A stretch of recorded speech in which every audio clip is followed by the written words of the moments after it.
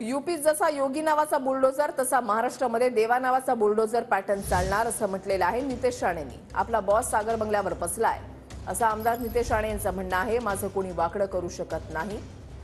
पंढरपूरमधल्या हिंदू जन आक्रोश मोर्चामध्ये नितेश राणेंचे वक्तव्य आहे। दरम्यान हे नवीन सरकार आल्यापासून त्यांची गुंडगिरी वाढली आहे। गुंडगिरीच्या बाबतीत कोणाचा बाप कुठे आहे हे स्पष्ट होऊ द्या। नितेश राणेंच्या वक्तव्यावर संजय राऊतांनी टीका केली आहे।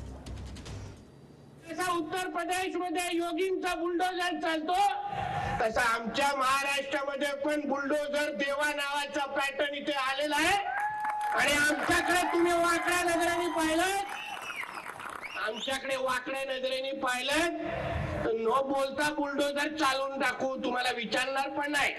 माझं काही वाकडं करू शकणार नाही।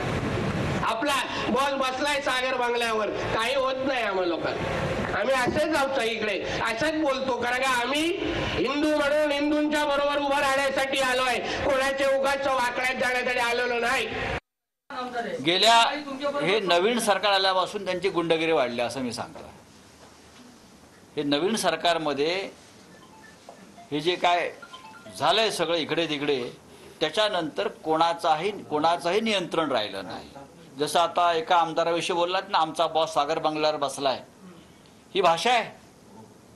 कोणाचा बॉस कुठे आहे हे इथं स्पष्ट होऊ द्या गुंडगिरीच्या